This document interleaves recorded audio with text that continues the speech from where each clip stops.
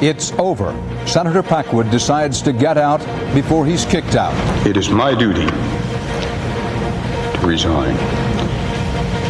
It is the honorable thing to do. A major ruling in the O.J. Simpson case. The judge refuses to suppress Mark Furman's evidence, including the bloody glove. And death and destruction in the Caribbean in the wake of Hurricane Luis. Correspondent Art Rascone is on the scene. This is the CBS Evening News with Dan Rather. Good evening. After a quarter century in the United States Senate and 3 years of trying to fight accusations about sexual and other official misconduct, Senator Bob Packwood of Oregon today gave in, and said he is getting out of the U.S. Senate. The Oregon Republican, one of the Senate's most knowledgeable veterans, resigned under fire rather than face an almost certain vote by his colleagues to expel him. In a moment, we will talk live with Senator Packwood, but first, CBS News correspondent Phil Jones, who first broke the Packwood resignation story this afternoon, has the details. Senator Bob Packwood came to the floor today to end his 3-year political nightmare. It is my duty to resign. It is the honorable thing to do for this country, for this Senate. So I now announce that I will resign from the Senate, and I leave this institution not with malice, but with love. Good luck. Godspeed.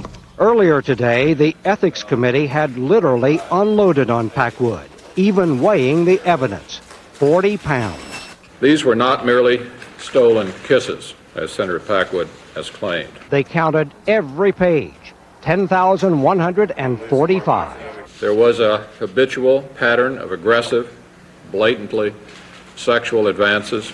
The committee report accused Packwood of deliberately altering and destroying relevant portions of his diaries.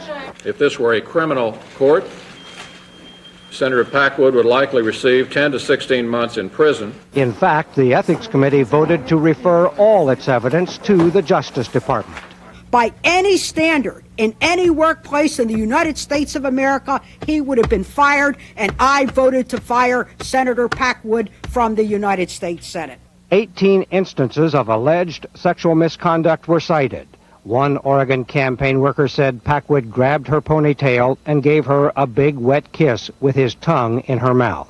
She did not smell or taste alcohol. After a physical struggle, the senator said, "If not today, someday." Today, there were hugs on the Senate floor. It was okay. Bob Packwood knew he didn't have the votes to block expulsion. So after a quarter of a century, he leaves the Senate with all the benefits and an annual pension of about $90,000 a year. Dan?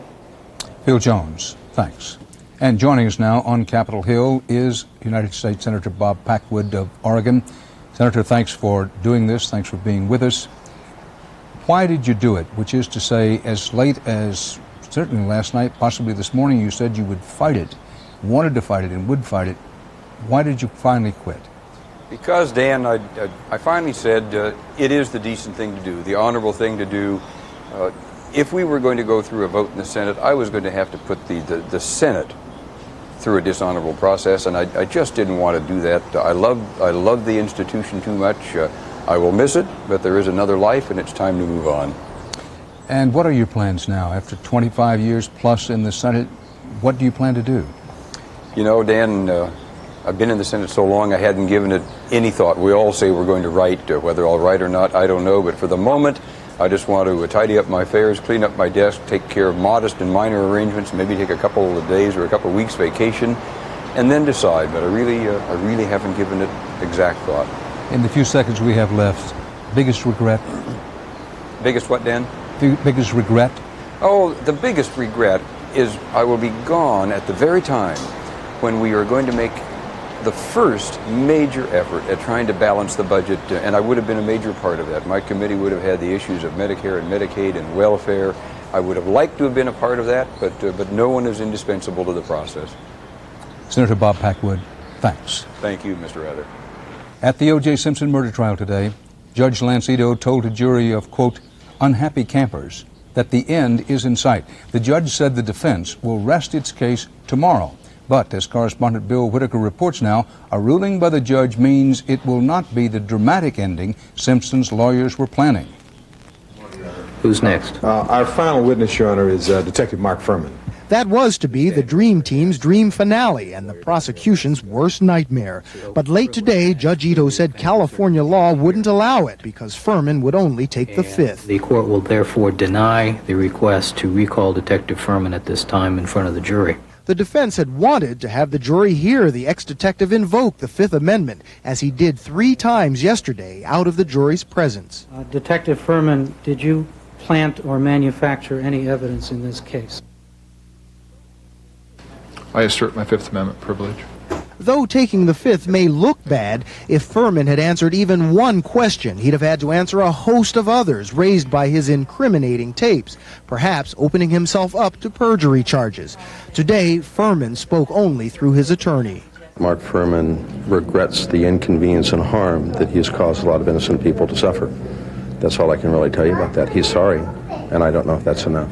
The other big fight today, what should the jury be told about Furman? But we believe it is appropriate that the jury know that Detective Furman is invoking the Fifth Amendment with respect to further cross-examination. What's good for the goose is good for the gander, Your Honor. If the people can also have the jury informed that the defendant has invoked his right, then that's fine. Judge Ito ruled he'd instruct jurors that Furman was unavailable for cross-examination and that they could consider this when weighing his credibility. Prosecutors, devastated, said they would appeal to a higher court. Yes, we are preparing an emergency stay at this time. I request from the court a written ruling indicating the basis for its ruling. The prosecution is so shell-shocked by the attacks on Furman, they couldn't take one more blow. But it is surprising that they've run to the Court of Appeals since the jury's still not going to hear that Furman took the fifth. All this derailed this trial again today. The defense was all set to rest today, but because of this latest flare-up, Judge Ito told the increasingly testy jury that the defense may not now rest until tomorrow at the earliest or Monday. Dan? Bill Whitaker in Los Angeles. CBS News will have more about the Simpson case and the issue of race in the United States legal system on an all-new 48 Hours, Justice in Black and White, tonight at 9 Central Time. And straight ahead on this broadcast, Hurricane Luis's heaviest hit yet in the Caribbean. Also ahead, medical researchers report a major clue to the baffling case of sudden infant deaths. Also, why they're arguing about Japanese snow monkeys in Texas, of all places.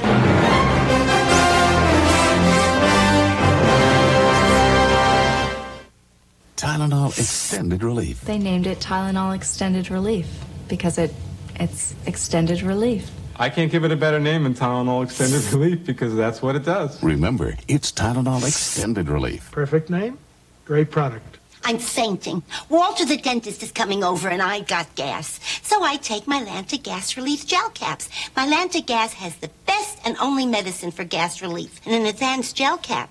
Now I'm my scintillating self again. When your little ones get a little out of control, just reach for a Dust Devil cordless vac. It's perfect for quick pickups on any hard surface, even in corners. The Dust Devil cordless. Cute little devil, isn't it?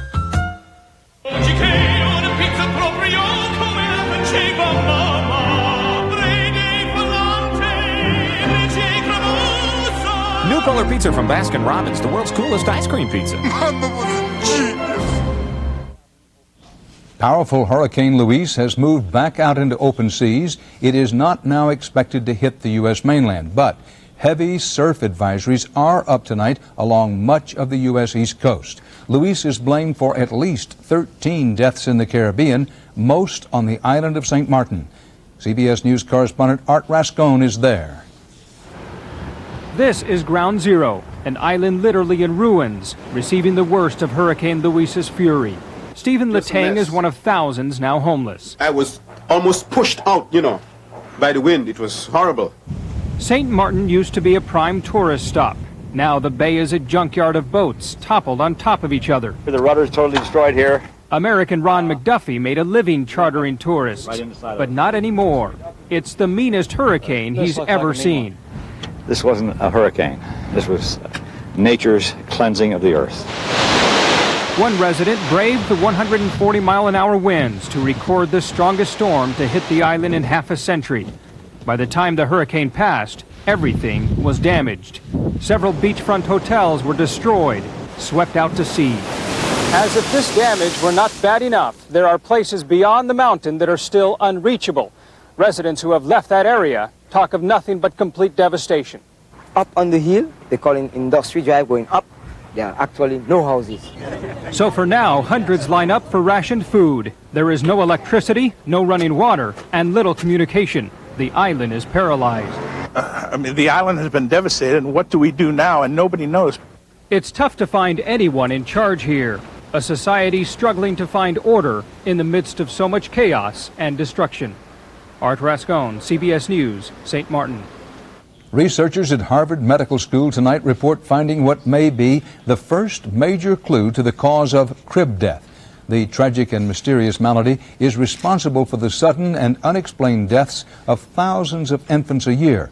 As health correspondent Dr. Bob Arnott reports, the answer may lie deep in a baby's brainstem. Sudden infant death syndrome, or SIDS, strikes 6,000 American children each year, without warning and seemingly without reason. And I went into the room and he was lying face down and, I'm sorry, he was dead.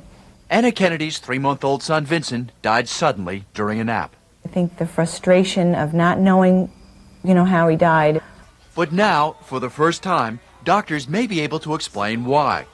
Tomorrow's journal Science reports researchers studying babies who died of SIDS found most had a defect here, in part of the brain responsible for detecting toxic amounts of carbon dioxide. What happens in a SIDS baby is it doesn't detect the carbon dioxide, and the carbon dioxide builds up, and the baby goes on to die.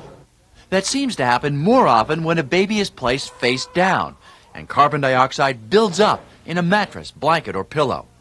In babies with the defect, the brain may not stimulate them to wake up or breathe more air. It's the first report of a very specific deficit in the brains of babies who have died of sudden infant death syndrome. You can help reduce your baby's risk of dying from SIDS. One measure that seems to cut the risk of SIDS is to put babies to sleep lying on their backs, not their stomachs. Since the British government began its campaign 5 years ago, SIDS deaths have decreased there by 50%. A similar campaign began in the United States 1 year ago, and preliminary research indicates that death rates have decreased by 30 to 50%. Dr. Bob Arnott, CBS News, New York.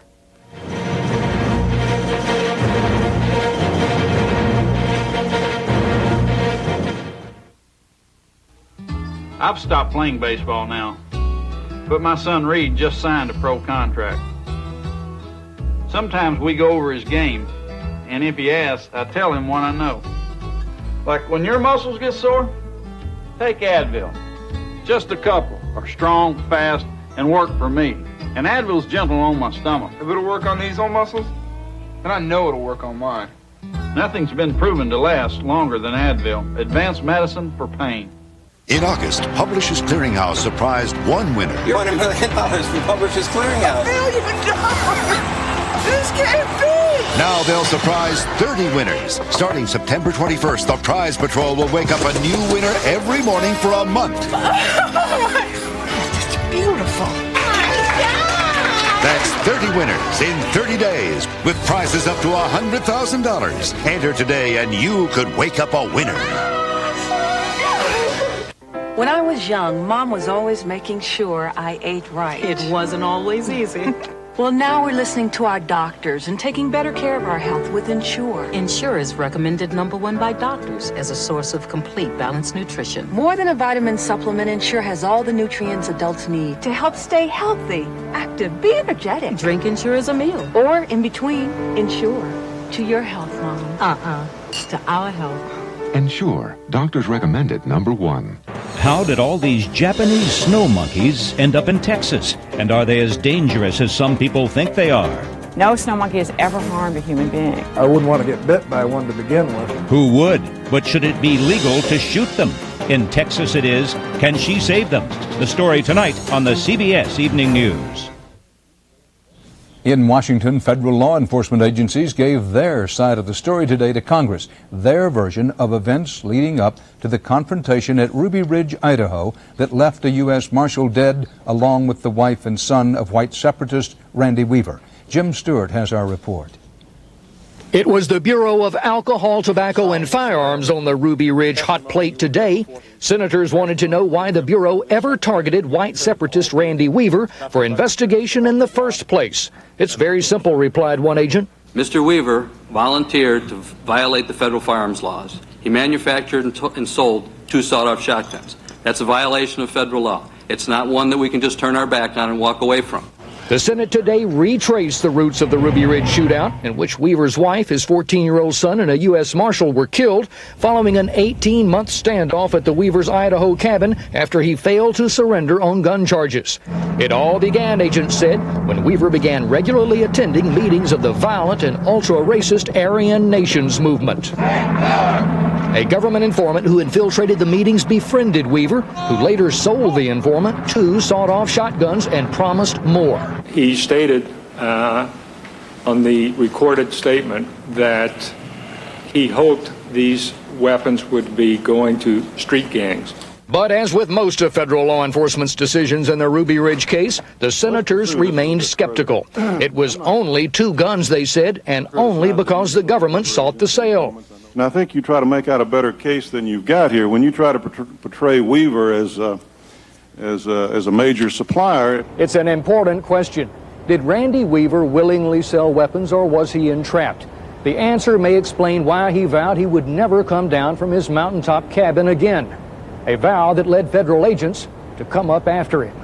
Jim Stewart, CBS News, Washington. It will soon be open season on some exotic animals in Texas. That story is still ahead. Frank said he'd really like to take a relaxing vacation this year. I've got just the place.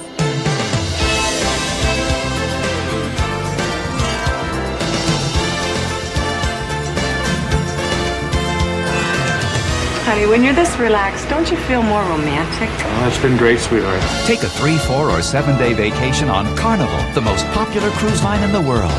These Carnival cruises just keep getting better and better. Like you, honey. It happens in the hospital.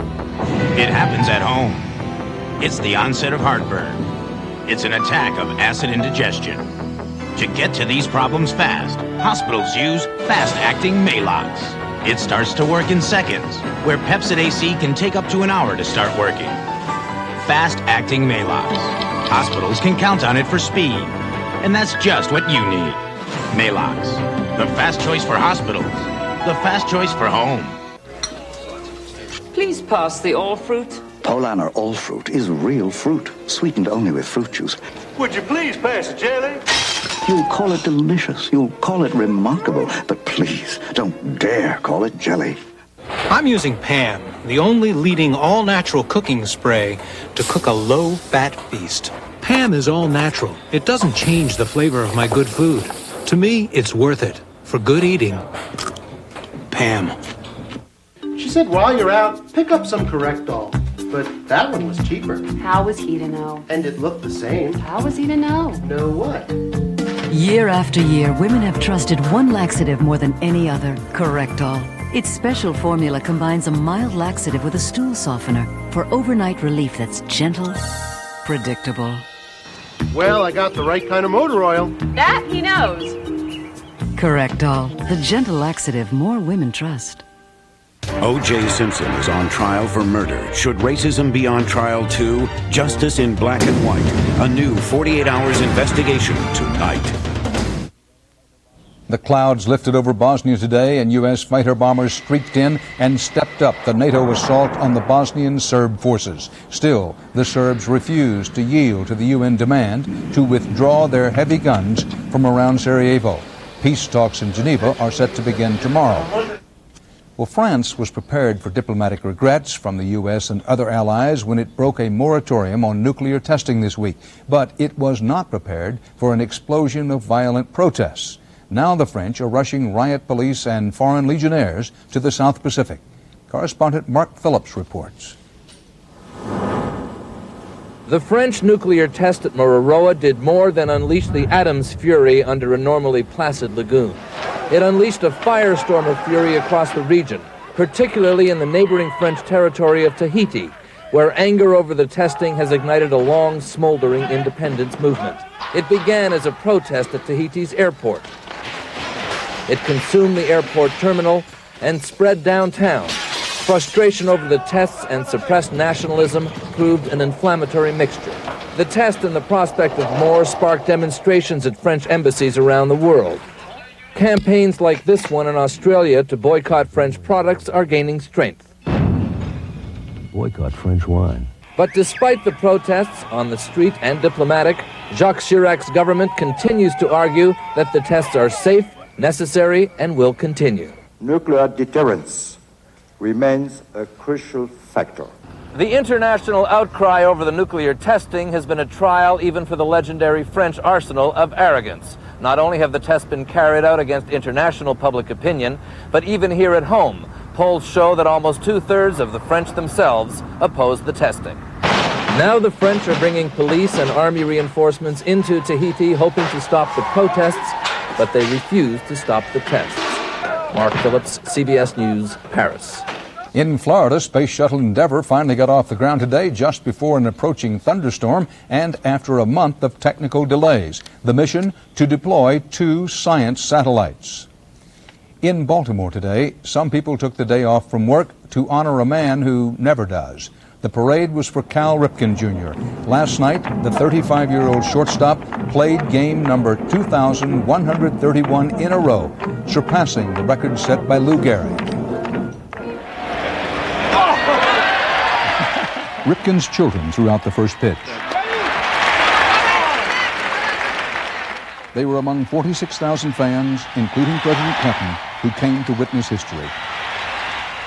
If anyone was overwhelmed by the event, it wasn't Ripken. In the 4th inning, he crushed one over the wall. His 3rd home run in 3 games. In the 5th inning, the game became official, and the great number was unfurled. The crowd stood and roared for 22 minutes.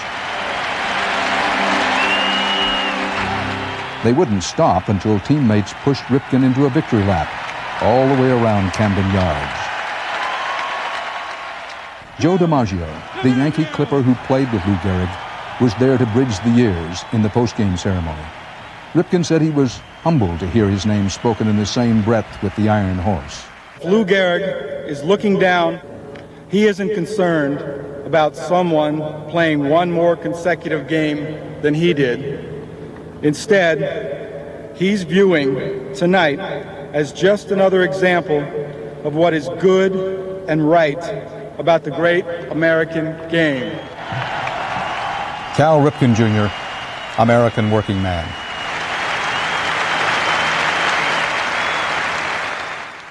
Well, we're here with Wanda and Babs, who feel that their zipper bag is fine and will not switch to Gladlock zipper bags. That's right. Ditto. Now, Babbo, let's say you hold some of your famous chicken gravy upside down over Wanda's head, sealed in either your bag or the Gladlock bag with the yellow and blue make green seal, so you know the bag is closed. Your bag doesn't have a green seal. Well, I say let's go for it with our bag. Why switch? Because it's my head. We'll switch to Gladlock. Good call, Wanda. When it really counts, get Gladlock.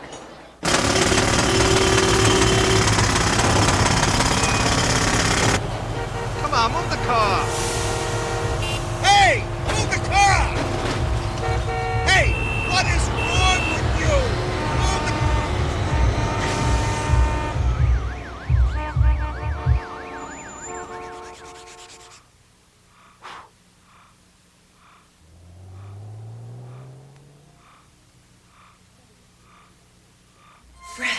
Discover the feeling of Fix-It Fresh. A stronger, longer hold, a more secure, fresh approach to wearing dentures. And the fresh sensation gives you the confidence to live life without limits. Try a fresh approach.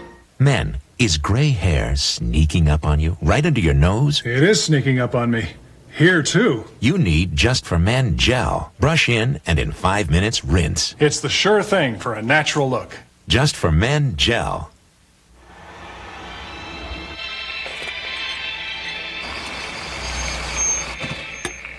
If you've been drinking Ensure,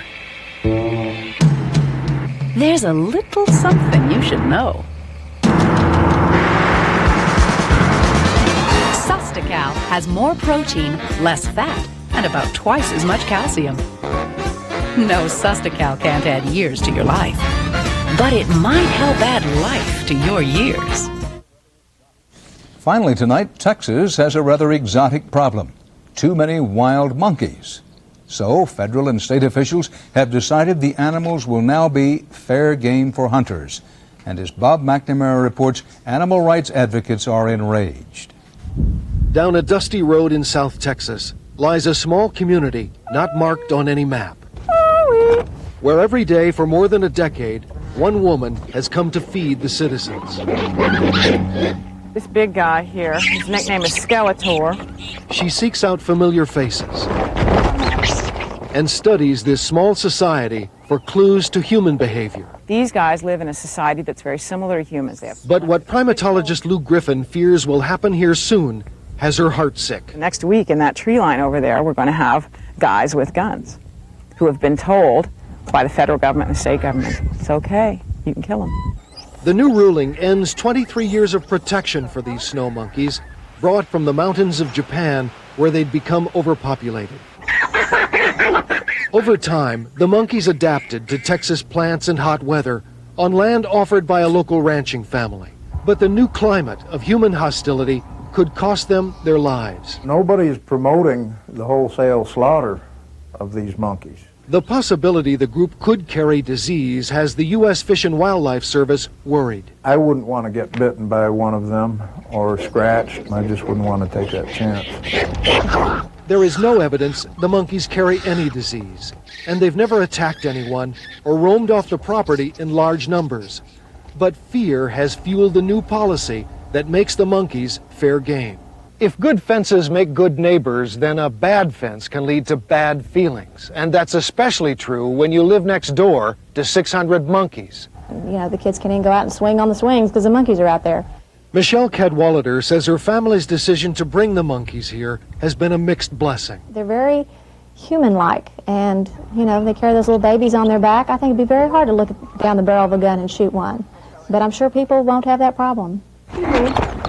For now, Lou Griffin is working frantically to raise money for moving the monkeys to a new property and building a secure fence. Am I worried? To be honest, I'm worried sick. They were supposed to have a haven where they could live free forever. Tonight, it appears they may not survive their trust in the people who promised to protect them. Bob McNamara, CBS News, Dilley, Texas. And that's part of our world. Later tonight from CBS News, the growing political power of conservative Christians. CBS reports, Faith and Politics, the Christian Right, tonight at 9/8 Central Time. Then our look at race and the American legal system on 48 Hours. That'll be 10/9 Central Time. Dan Rather, I'll see you again soon.